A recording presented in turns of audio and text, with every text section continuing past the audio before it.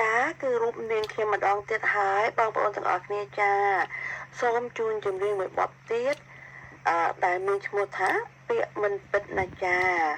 អរគុណបងប្អូនសូមទស្សនាវីដេអូទាំងអស់គ្នាណាបងប្អូនណា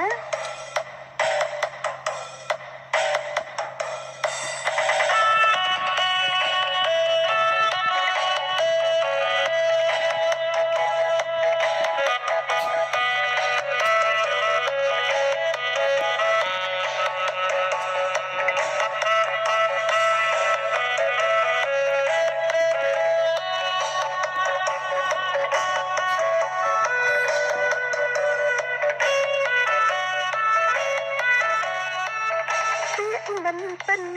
ចិនមកសើដាំបើទ្រូងបងបានស្បន់ប្រកនជាងចំពោះស្នា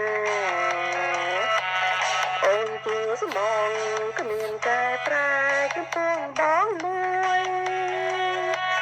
អិនកំតាគ្មានបារម្ភឡើយ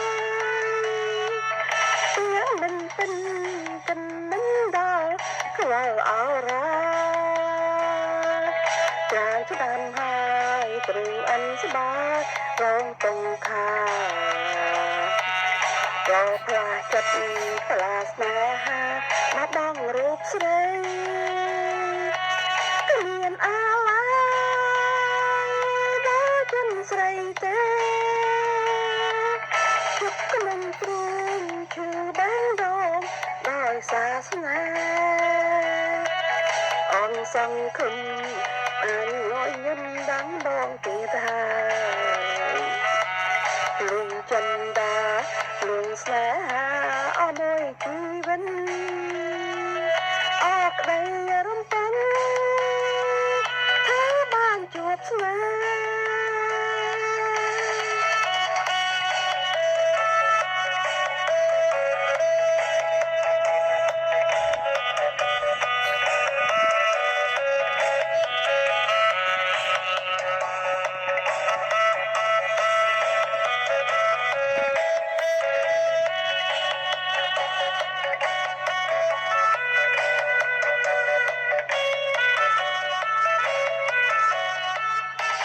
៍មិនពិនចិនមកសើដំបើទ្រូងបងបានស្បន់ប្រកនជាងចំពោះស្នាអូនជាស្មងគ្មានកែប្រែកំពុងបងមួយអិនកន្តើយគ្មានបារម្ភឡើយtiếngមិនពិនកិនមិនដល់ខ្វល់អរ៉ាក្រៅឆ្នាំហើយទ្រូងអិនហើយរងតុងខាប្រផ្លាចិនផ្លាស្នេហាមកបងរូបស្រី